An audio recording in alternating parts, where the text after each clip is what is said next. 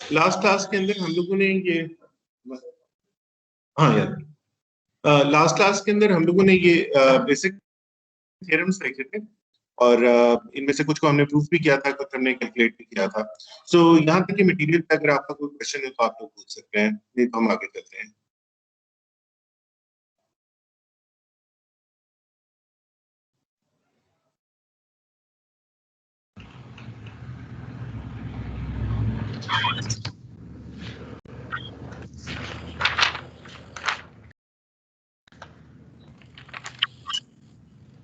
Sir जी sir, ये theorem 1A और थ्योरम 2A ये तो बात थ्योरम 1A और 2A, हाँ ये 1A और, अच्छा ये दोनों सिंपल ही है। एक्स और x is equal to x, इसके अंदर अगर आप देखें कि एक्स की वैल्यू या जीरो होगी या वन होगी। एक्स जब जीरो होगा तो जीरो ऑड विद जीरो हमेशा जीरो आएगा, और एक्स जब वन होगा तो वन ऑड विद वन हमेशा वन आएगा। तो दैट मींस कि एक्स की जो भी वैल्यू है अगर उसको हम और एक्स के साथ करेंगे तो आंसर हमेशा एक्स आएगा।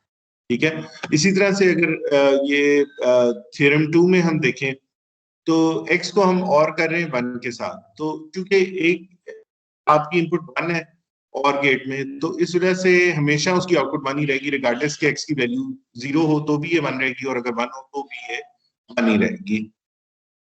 और एंड में इसके ऑपोजिट हो जाता है, एंड के अंदर एक्स को अगर हम एंड करते हैं जीरो के साथ तो ये हमेशा जीरो रहेगा, क्योंकि एंड गेट पे अगर एक इनपुट जीरो हो तो उसकी आउटपुट जीरो होती है, रिगार्डलेस दूसरी इनपुट के। दूसरी इनपुट यहाँ पे एक्स है, तो एक्स जीरो होगा तो भी ये जीरो रहेगा, और वन होगा तो भी ये जीरो ही रहेगा आउटपुट। तो ये इस तरह से है। सर, ठीक है जी, अगर क्लियर? 1+1 करें तो वो 1 0 नहीं आ जाता? ये बाइनरी में। प्लस, यार ये प्लस नहीं है, ये और है। ओके। यहाँ पे प्लस का साइन जो है ये प्लस नहीं इंडिकेट करता, बूलियन अलजेब्रा में प्लस का साइन और को इंडिकेट करता है, और डॉट जो है वो एंड को इंडिकेट करता है।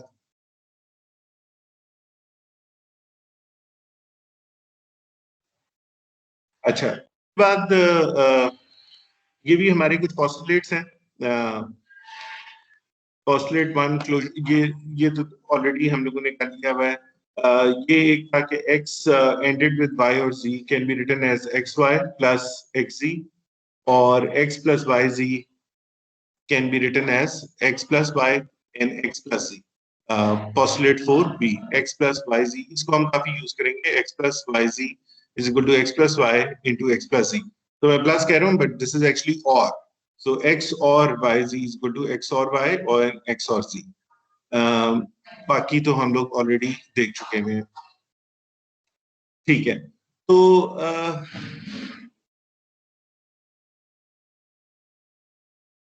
इनको अगर आप लॉजिकली प्रूव करना चाहें तो ये उसने उसकी स्टेप्स दी हुई हैं। हम लोग तो वैसे वन और जीरो की वैल्यू डाल के इसको प्रूव कर लेते हैं, लेकिन उसने इसको एक प्रॉपर जो मैथमेटिकल फॉर्म है उससे यहाँ पे इसको प्रूव किया है कि x और x is equal to x। तो we know this is true. उसने उसको प्रूव किस तरह किया है, उसने किया है कि x और x को एंड किया है वन के साथ। उससे कोई फर्क नहीं पड़ता, क्योंकि एनीथिंग एंडेड विद वन जो है वही चीज वापस आ जाती है। यहाँ पे जिस तरह से ये b है पोस्टुलेट 2b को इस्तेमाल करते हुए, x ANDed with one is equal to x, तो ये उसने उसको वो कर दिया है। फिर उसके बाद उसने x और x को और वन को उसने लिखा है x और x बार, क्योंकि x और x बार हमेशा वन होते हैं। उसके बाद उसने इसके ऊपर पोस्टुलेट 4b लगाया है कि x plus Y into X plus Z is equal to x plus Y Z. तो यहाँ पे x plus X into x bar, x into x bar जो है that is always zero, and zero ORed with x is equal to x, तो x और x is equal to, तो ये यहाँ पे उसने प्रूव कर दिया। तो इस तरह से करके आप इसको प्रूव कर सकते हैं। तो ये अगेन एक और एग्जांपल है, इसको भी हम स्किप करते हैं क्योंकि ये भी बिल्कुल उसी प्रोसेस के थ्रू पोस्टुलेट्स को यूज करके उसने किया। अगेन ये भी पोस्टुलेट्स के थ्रू ही प्रूव हुआ है। टॉपटन प्रॉपर्टी, डिमॉर्गन्स थ्योरम, ये जो है डिमॉर्गन्स थ्योरम, ये काफी इंपॉर्टेंट है और इसको हम लोग काफी जगह इस्तेमाल करेंगे, तो ये इसको आप अपनी कॉपी के ऊपर भी नोट डाउन कर लें, because we will be using this quite a lot. तो डिमॉर्गन्स थ्योरम ये कहता है कि एक्स और Y whole bar is equal to X bar into Y bar, यानी X bar ANDed with Y bar, और इसी का ऑपोजिट है कि अगर एक्स और वाई एंडेड हो और होल बार हो तो उसको हम ऑपोजिट फॉर्म में करके लिख सकते हैं एक्स बार प्लस वाई बार। इसको उसने प्रूव किया है थ्रू ट्रुथ टेबल। यहाँ पे उसने एक्स और वाई की तमाम वैल्यूज ली हैं और यहाँ पे ये फिर एक्स बार और वाई बार है, फिर एक्स प्लस वाई किया है, फिर एक्स प्लस वाई बार किया है, फिर एक्स बार वाई बार किया है, फिर एक्स वाई किया है, और ये फिर पूरा का पूरा प्रूव हो जाता है थ्रू ट्रुथ। ठीक है जी, यहाँ तक अगर कोई क्वेश्चन हो तो पूछ सकते हैं।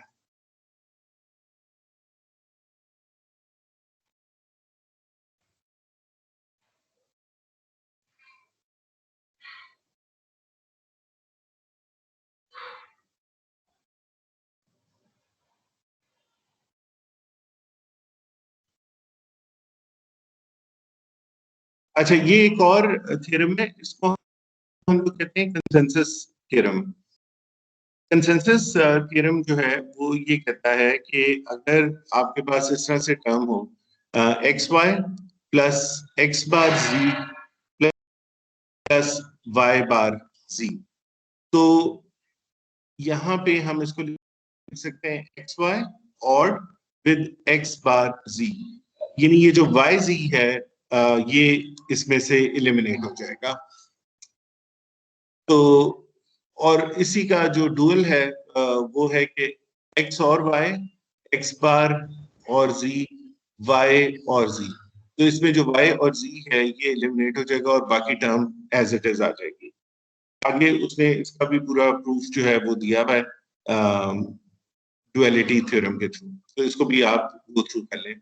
एक क्वेश्चन स्टूडेंट्स पूछ रहे हैं कि सर ये प्रूफ क्या एग्जाम के अंदर आ सकते हैं कि इसको हम प्रूफ करें, तो आंसर इसके नहीं, मैं इसके प्रूफ तो आपको नहीं दूंगा करने के लिए।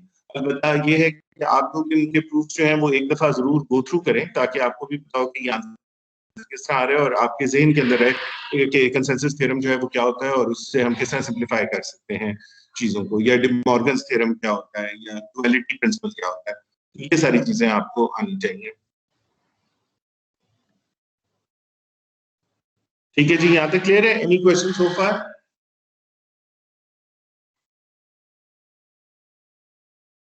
हाँ सर। ओके, अच्छा, आगे हम लोग चलते हैं। ये है ऑपरेटर प्रेसिडेंस। प्रेसिडेंस का मतलब होता है कि ऑपरेटर का ऑर्डर क्या होगा, कौन सी चीज किसके ऊपर हम प्रेफर करेंगे। तो बिल्कुल जिस तरह से नॉर्मल अलजेब्रा के अंदर भी हमारी एक प्रेसिडेंस की लिस्ट होती है जिसको बॉड मास कहते हैं, कि पहले ब्रैकेट्स होंगे, फिर मल्टीप्लिकेशन, फिर एडिशन, फिर सब्ट्रैक्शन एंड सो ऑन। तो उसी तरह से जो बूलियन अलजेब्रा है उसकी भी एक प्रेसिडेंस है, और वो प्रेसिडेंस जो है वो इस तरह से है कि सबसे पहले पेरेंथेसिस, सो कहीं पे भी जो ब्रैकेट्स हैं उनके अंदर जो टर्म होगी सबसे पहले आप उसको इवेल्युएट करेंगे। उसके बाद जब आप ब्रैकेट के अंदर की टर्म को सिंप्लीफाई कर लेंगे तो उसके बाद जहां जहां नॉट होगा, यानी बात लगी हुई होगी, वो ऑपरेट होंगे, उसके बाद एंड होगा, उसके बाद और होगा। सो और जो है वो लास्ट में आएगा, उसके बाद एंड, फिर नॉट और फिर पेरेंथेसिस। सो इस मसलन इसके अंदर अगर हम देखें तो ये, ओह सॉरी, तो इसके अंदर अगर हम देखें तो ये है एक्स वाई बार प्लस जी, तो इसको हम लोग सबसे पहले वाई बार को इवेल्युएट करेंगे, उसके बाद हम लोग करेंगे एंड को, यानी एक्स वाई को, और उसके बाद हम और को करेंगे।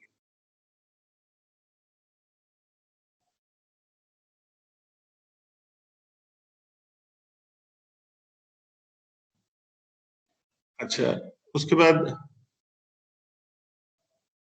एक सेकेंड। अच्छा, सो बुलियन फंक्शंस पर आते हैं, इस पे हम लोगों ने लास्ट टाइम भी बात की हुई थी।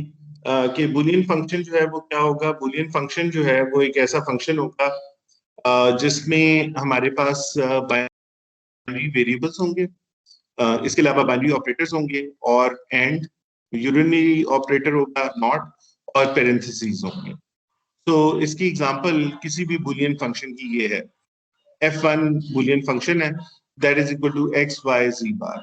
इसी तरह से f2 भी एक बुलियन फंक्शन है, f2 is equal to x plus y bar सी।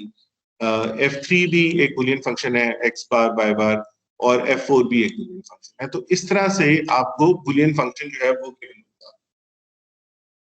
और उसके बाद आपका काम क्या होगा, आपने इस बुलियन फंक्शन को गेट्स की फॉर्म में इम्प्लीमेंट करना होगा। लास्ट चैप्टर में भी हमने इसका एग्जांपल देखी थी। इनको गेट्स की फॉर्म में इम्प्लीमेंट करने से पहले आपने इसको सिंप्लीफाई करना होगा। सिंप्लीफाई करने के लिए हम लोग ये जो हमारे अभी तक हमने थ्योरम्स और पोस्टुलेट्स पढ़े हैं, इनको इस्तेमाल करेंगे जहां पे ये इस्तेमाल हो सकते हैं सिंप्लीफाई करने के लिए। क्योंकि जितना आप इसको सिंप्लीफाई करेंगे उतने ही कम गेट्स आपके इस्तेमाल होंगे, उतना सिंपल आपका सर्किट बनेगा। तो अभी हम लोग इसको बुलियन लॉजिक के थ्रू करेंगे, और उसके बाद अगले चैप्टर में हम एक और आसान टेक्निक देखेंगे कार्नोफ मैप्स से रिलेटेड। कार्नोफ मैप से हम इसको किस तरह सिंप्लीफाई करते हैं। तो वो बहुत आसान है और वो बड़ी एक सिस्टमैटिक वे है। लेकिन अभी फिलहाल हम इसको जो पोस्टुलेट्स और थ्योरम्स हैं उनके थ्रू इन फंक्शंस को मिनिमाइज करेंगे। सो यहाँ पे वही है, ट्रुथ टेबल आपने बना दिया है, ये फंक्शंस आपने लिख दिए हैं। लेकिन ये फंक्शन तो अभी ये खाली ट्रुथ टेबल है, लेकिन हम लोगों ने अभी इनको सिंप्लीफाई नहीं किया हुआ है। तो अब यहाँ पे आप देखें कि ये जो फंक्शंस थे इसमें f3 और f4 इक्विवेलेंट है। यानी अगर आप इसका ट्रुथ टेबल देखें f3 का और f4 का भी देखें, तो ये दोनों इक्विवेलेंट है। यानी जहां पे ये जीरो है वहां पे ये जीरो है जिन इनपुट्स के ऊपर, यानी ये इसकी इनपुट्स हैं तो दोनों इकट्ठे जीरो हैं। फिर ये जब आपकी इनपुट है ये दोनों इकट्ठे वन है, फिर जब ये इनपुट है तो इकट्ठे जीरो है। सो ये दैट मीन्स के इन दोनों की जो ट्रुथ टेबल है वो एग्जैक्टली सेम है। तो f3 और f4 इक्विवेलेंट फंक्शंस हैं। अब अगर आप f3 को देखें तो f3 के अंदर ये तीन टर्म्स आती हैं, x बार y बार z, x बार y z, x y बार। जबकि f4 जो है उसमें ये दो टर्म्स आती हैं, x y बार प्लस x बार z। तो अगर हम लोगों ने इम्प्लीमेंट ही करना है तो वी वुड वांट कि हम f3 के बजाय ये, अब ये हमने f3 इम्प्लीमेंट किया है और ये f4 किया है, दोनों इक्विवेलेंट है। तो this approach is better because इसके अंदर अगर आप देखें तो गेट्स आपके कम इस्तेमाल हुए हैं। इसके अंदर 1 2 3 4 5 गेट्स इस्तेमाल हुए हैं, जबकि यहाँ पे 1 2 3 4 5 6 गेट्स आपके इस्तेमाल हुए हैं और ज्यादा कॉम्प्लिकेटेड आपका सर्किट बना है। दोनों इम्प्लीमेंट एक ही चीज कर रहे हैं। तो इट इज पॉसिबल कि दो फंक्शन और उनकी जो ये मिन टर्म्स हैं, ये लिटरल्स हैं, ये बिल्कुल मुख्तलिफ हों, लेकिन वो फंक्शन एक ही इम्प्लीमेंट कर रहे हैं। तो जब हमने इनको हार्डवेयर में इम्प्लीमेंट किया है तो ये वाला सिंपल निकला है। बाकी ये हम लोगों ने इसकी एग्जांपल कर ली थी। ये हर एक को क्लियर है कि अगर ये फंक्शन हो तो ये गेट्स हमने किस तरह जोड़े हैं। अगर इसमें किसी को कंफ्यूजन हो तो पूछ सकता है।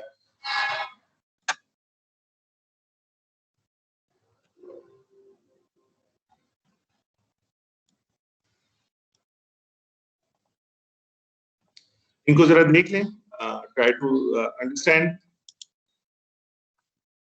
ये किस तरह से है।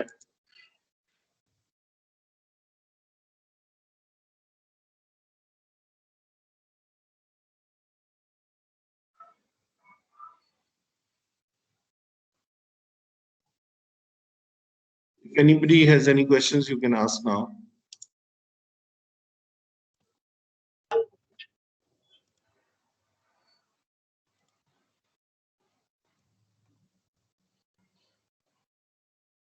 चलिए मैं आपको एक छोटा सा फंक्शन देता हूं। तो लेट्स यू एन एग्जांपल। हम एक स्लाइड डाल देते हैं।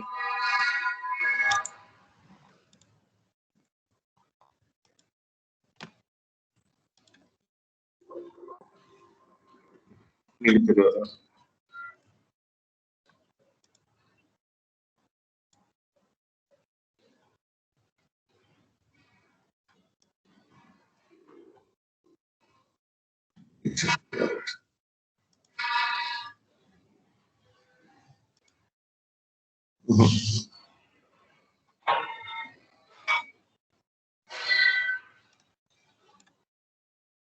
चले, so the function is f is equal to x r y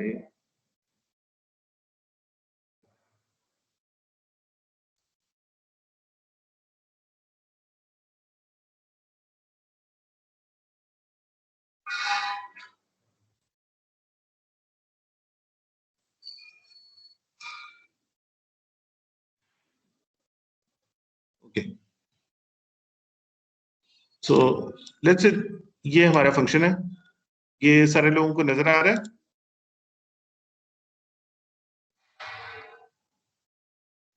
yes sir. जी सर आ रहा है। Okay, yes sir.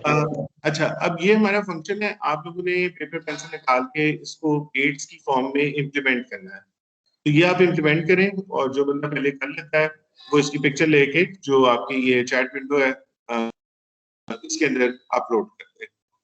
So you have about 3 minutes to do this.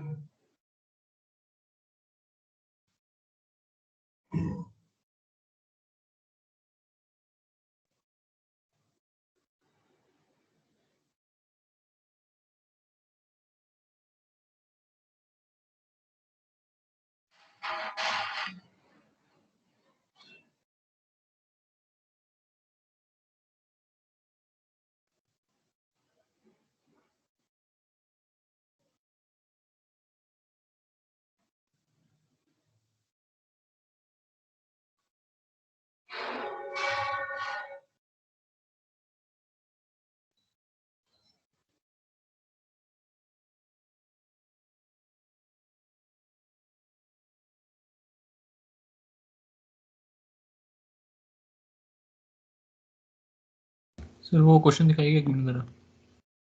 यार वो तो मैंने इरेज कर दिया, अब किसी और से पूछ लें।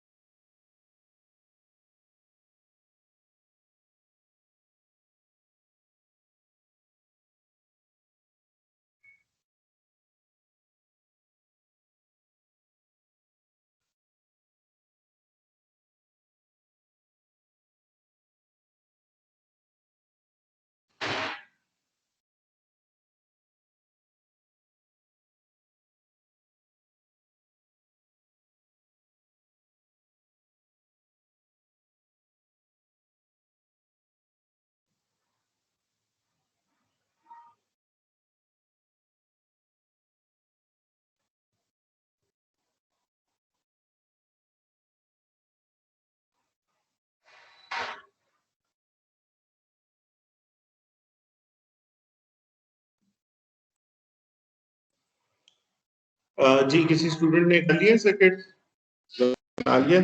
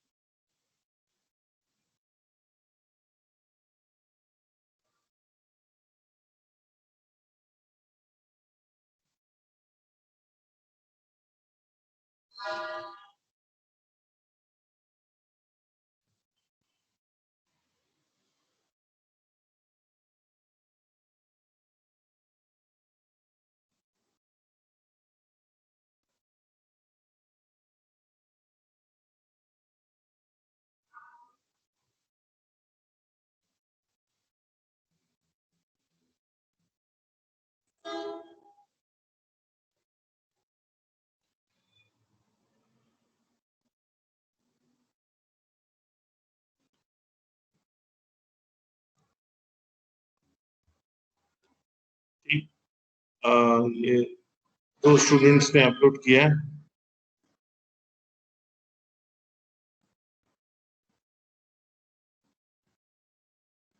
x बार y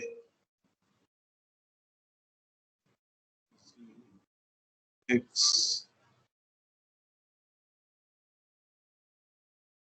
ठीक है, बिल्कुल सही है। Okay great. सो सारे सर एक स्टूडेंट्स हैं? स्टूडेंट का इशू है, वो ज्वाइन की कोशिश कर रहा है लेकिन ज्वाइन नहीं हो रही क्लास उसकी, काफी टाइम से उसका मैसेज भी आ रहा है। कोई बात नहीं, ठीक है, ना ज्वाइन करें, नो इश्यूज। ओके सो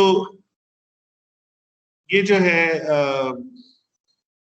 आप देख सकते हैं चैट विंडो के अंदर ये इसका सोल्यूशन है। सो जिन स्टूडेंट्स को क्लियर नहीं हुआ कि गेट्स किस तरह से इम्प्लीमेंट करने हैं, वो इस सोल्यूशन को देखें और उसके बाद समझने की कोशिश करें। ये दो स्टूडेंट्स ने किया है, बाकी जो ने अपडेट नहीं किया, बट दिस इज इट। चलें जी, अब हम आगे चलते हैं। ये अनाउंसमेंट है, मैंने ये इसके ऊपर भी है। Assignment number 1 will be uploaded on LMS today. तो आज मैं शाम को अपलोड कर दूंगा। Due it will be due within 1 week. तो अगर आज मैंने अपलोड किया तो नेक्स्ट वीक आज के दिन ही ये ड्यू होगी, और इसको शाम को आप डाउनलोड कर लें। असाइनमेंट जो है वो आपने अपलोड PDF फॉर्मेट में करनी है। सो आपने अगर हाथ से भी सर्किट बनाया है तो उसका इमेज PDF फाइल बना के उसके अंदर अपलोड करें, और मेक श्योर कि आपका नाम, आपका एनरोलमेंट नंबर और आपकी आपका जो सेक्शन है वो सारा असाइनमेंट के ऊपर होना चाहिए। इसको आप अपलोड इन असाइनमेंट्स को LMS पे ही करेंगे। जो डेट लिखी भी होगी सबमिशन की, उसके बाद no assignment will be acceptable, so no late submission. ठीक है जी। So this is an announcement. So we'll start with this assignment number 1. अभी हमने क्विज भी लेना था। अगर यूनिवर्सिटी ओपन होती तो हम क्विज करते, लेकिन ऑनलाइन क्विज दिया नहीं जा सकता, तो इस वजह से अभी हम असाइनमेंट ही में।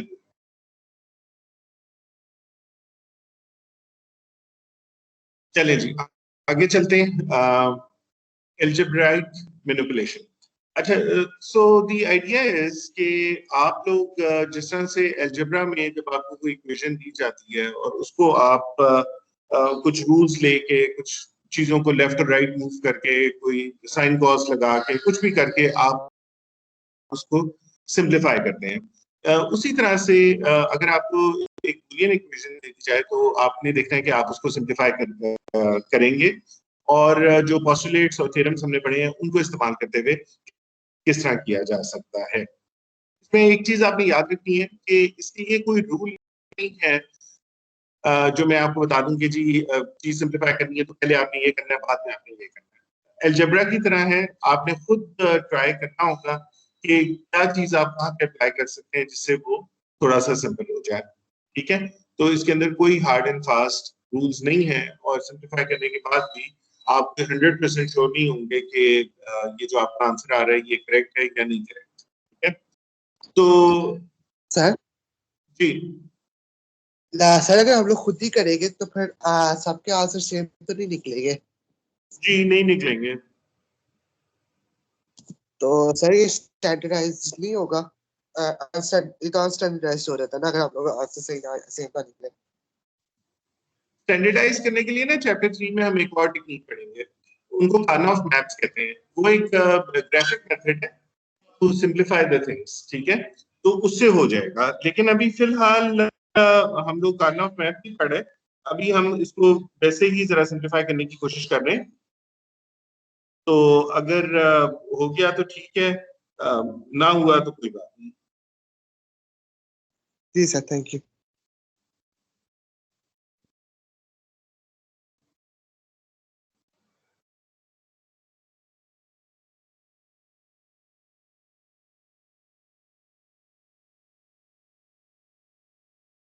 अच्छा, ये एक स्टूडेंट ने मुझे मैसेज किया है, मैंने आप लोगों को कई दफा कहा है मुझे क्लास के दौरान व्हाट्सएप पे मैसेज ना किया करें, और अटेंडेंस अगर आपकी नहीं लग रही क्योंकि आपको नेट की प्रॉब्लम है तो ये तो मैं इसके बारे में तो कुछ भी नहीं कर सकता।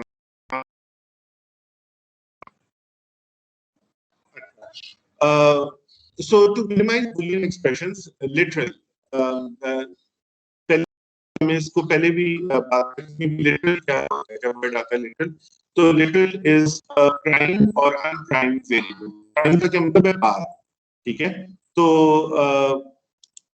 कोई भी जो आपका एक्स वाई जी इनपुट है गेट का, उसको हम लोग लिटरल कहते हैं, चाहे वो एक्स। फिर हम लोग टर्म इस्तेमाल करते हैं। टर्म क्या है, इम्प्लीमेंटेशन विद गेट, यानी बहुत सारे लिटरल्स को मिला के, यानी जैसे से ये एक टर्म है, ये भी एक टर्म है, तो ये सारी ये टर्म्स हैं सारी सारी, तो ये जो उनकी एक कॉम्बिनेशन है उसको हम लोग टर्म्स कहते हैं। तो the minimization of number of literals and the number of terms, ये हमारा गोल है कि उसमें अगर हम कोई जो है उसको एलिमिनेट कर सकते हैं या उसकी तादाद को कम कर सकते हैं, या अगर जो नंबर ऑफ टर्म्स हैं उनको कम कर सकते हैं, तो फिर हमारा जो जो इम्प्लीमेंटेशन है वो ज्यादा आसान हो जाएगी। It is a hard problem, यानी कि no specific rules to follow. तो इसके अंदर कोई ऐसी चीज नहीं है कि आप आंखें बंद करके इसको करेंगे तो ये आपसे हो जाएगा, आपको देखना पड़ेगा। तो उसने इसकी नीचे 5 एग्जांपल्स दी हैं, 5 वोकल एग्जांपल्स हैं।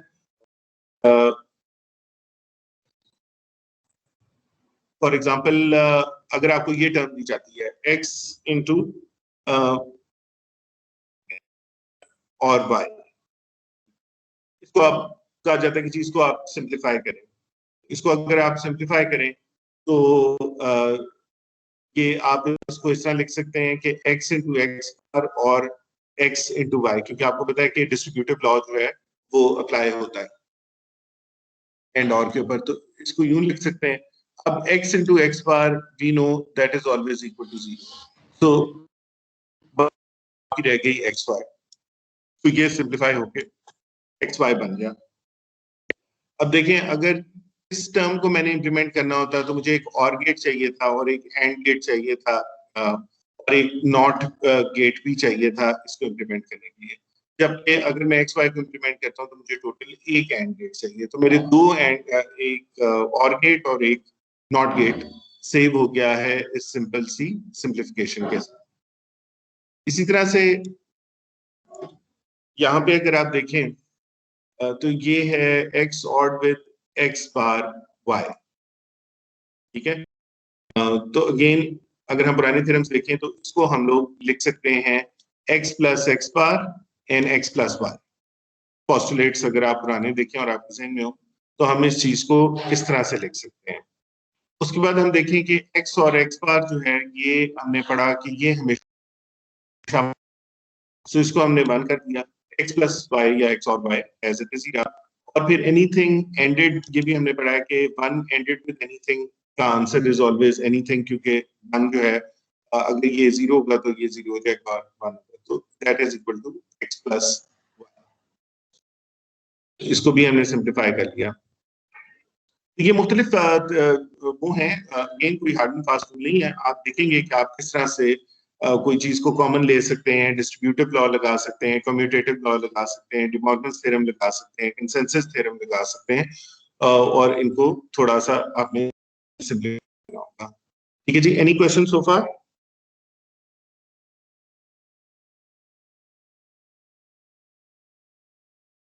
No sir. ओके, आगे हम चलते हैं। सर ये और ये सेकंड थर्ड वाले के अंदर 2x नहीं आता? थर्ड वाले में कहाँ पे? सर ये थर्ड के अंदर जहाँ पे बाद में x को कॉमन लिया हुआ है 1 प्लस वाई नॉट। हाँ हाँ sir y plus y not जो 1 के इक्वल होता है, ठीक है। तो 1 प्लस जो y प्लस वाई नॉट वाला 1 है, तो इन दोनों को 1 प्लस 1 करेंगे तो 2 नहीं होगा, 2x। यार ये प्लस नहीं है, अभी मैं ये थोड़ी देर पहले भी बताया है, ये प्लस नहीं है, ये और है।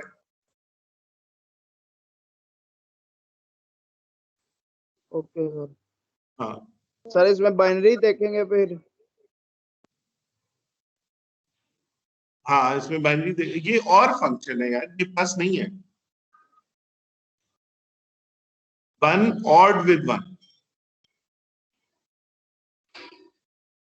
तो वन और वन क्या होता है? वन, और वन एंडेड विद एक्स क्या होता है? एक्स। तो इसलिए फिर ये हमारे पास यहाँ पे एक्स आ गया। Yes sir. ठीक,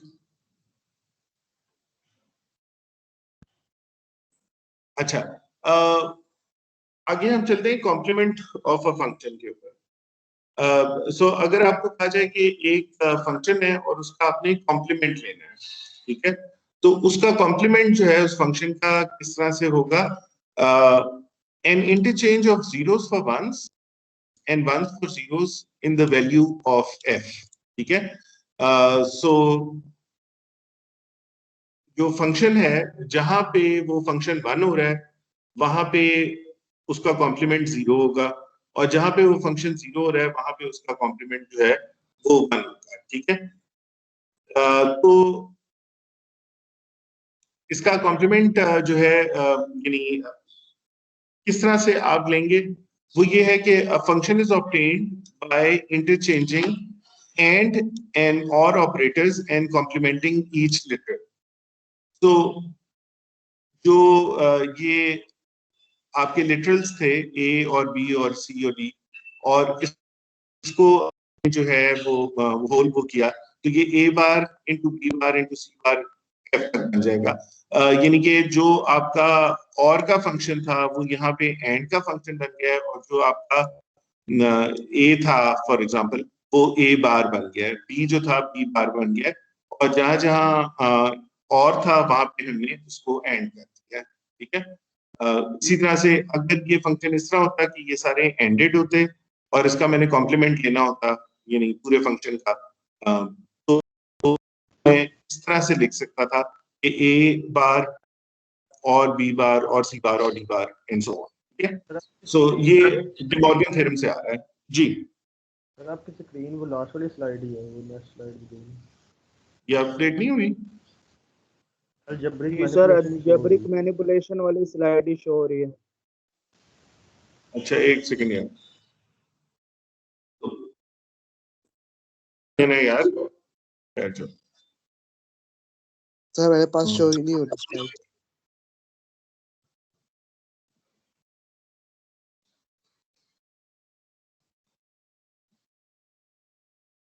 अब शो हो रही है? No sir. No no sir. Sir, वही शो हो रही है अलजेब्रिक मैनिपुलेशन वाली। अच्छा जी,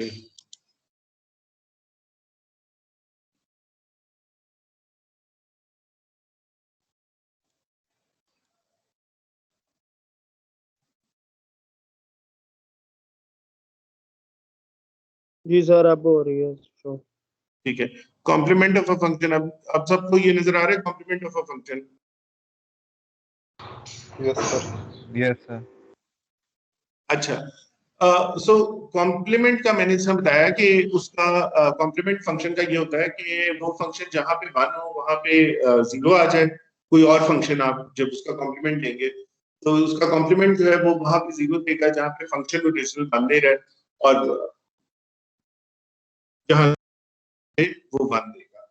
तो कॉम्प्लीमेंट जो है वो उसको सिंपल उसका तरीका क्या है कि आप डिमॉर्गन्स थ्योरम जो है उसको इस्तेमाल करेंगे। और अगर आपके पास यानी ये कोई फंक्शन था a और b और c और d और f, और इसका यहाँ पे आपने कॉम्प्लीमेंट लिया,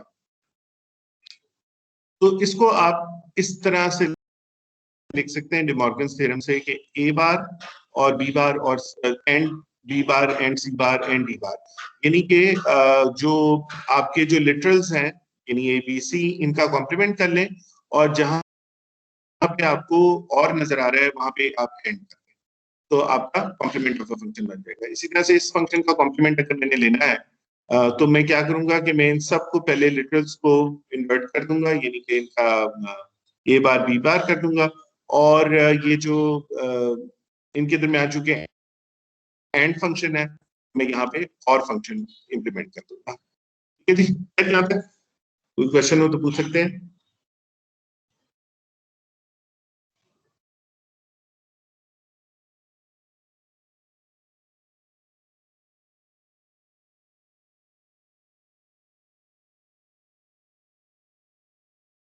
ओके, क्वेश्चन नहीं। ठीक है।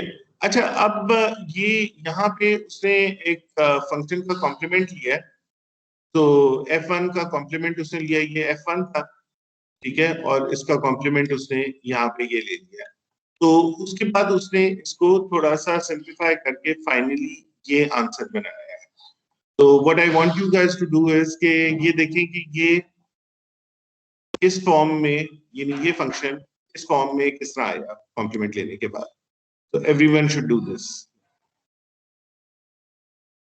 ये करें, चले आपके पास 5 मिनट है, उसके बाद फिर हम क्लास को एंड कर देंगे।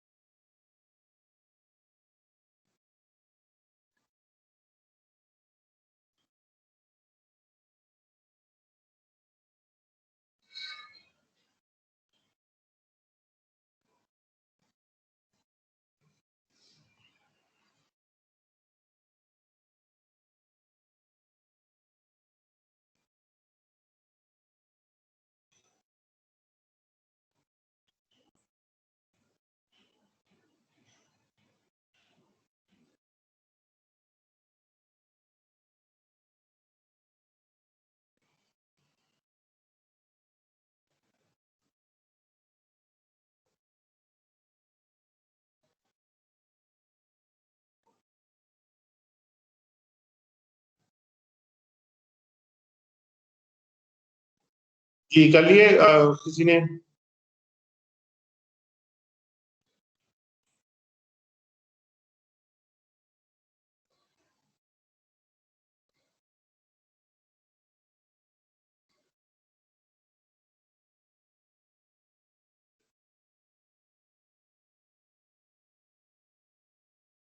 सर ये उसने सिंपली कॉम्प्लीमेंट ही सॉल्व किया हुआ है ना, कॉम्प्लीमेंट ही लिया हुआ है। हाँ, ये थ्योरम अप्लाई किया है।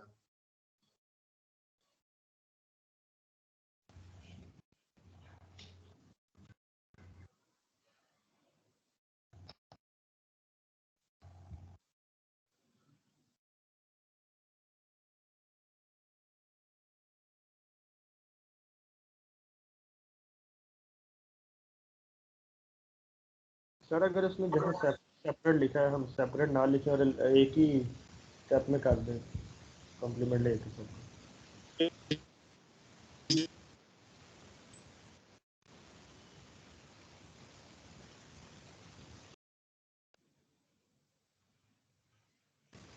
आवाज नहीं आ रही आपकी। मैं कह रहा हूँ एक ही स्टेप में करते हैं। आवाज आ रही है? जी अब भाई अगर आपको आसान लगता है तो एक ही स्टेप में करते हैं। एक ही स्टेप में गलती होने का चांस ज्यादा होता है। अच्छा, जिन्होंने पहला कर लिया है वो ये अब दूसरा वाला जो फंक्शन है इसको करें, F2 का कॉम्प्लीमेंट।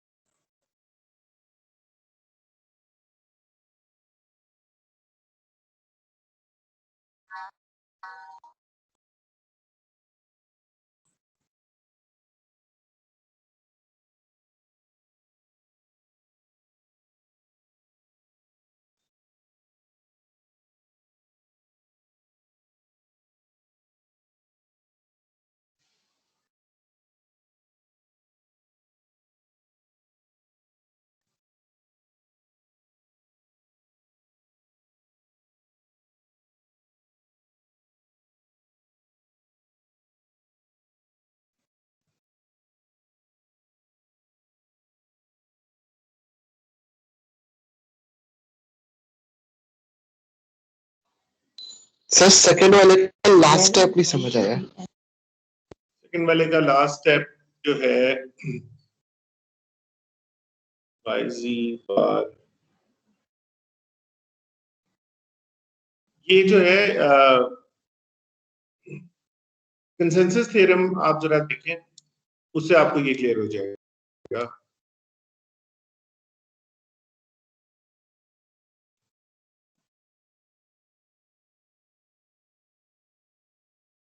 पीछे जाना पड़ेगा, लेकिन आप ये देखेंगे ये वाली टर्म अगर गिवन हो तो वो उस थ्योरम से पता लगता है कि आप इसको यूं लिख सकते हैं।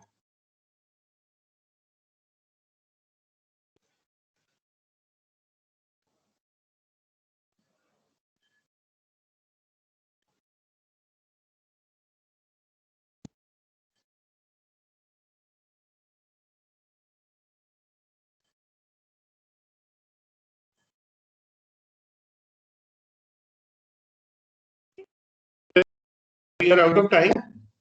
इंशाल्लाह जो है फिर आपकी क्लास है फ्राइडे को हम लोग फिर, अगर अभी तक के क्वेश्चन हो तो पूछ सकते हैं।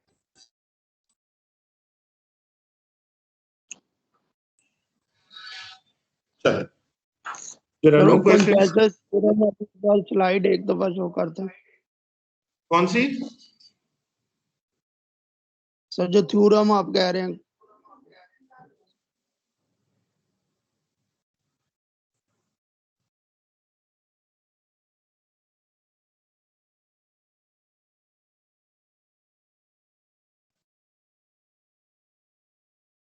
सही है सर। ठीक है, यस सर। चलें जी, स्लाइड्स अपलोडेड है एलएमएस के ऊपर, आप बाद में भी देख सकते हैं। ओके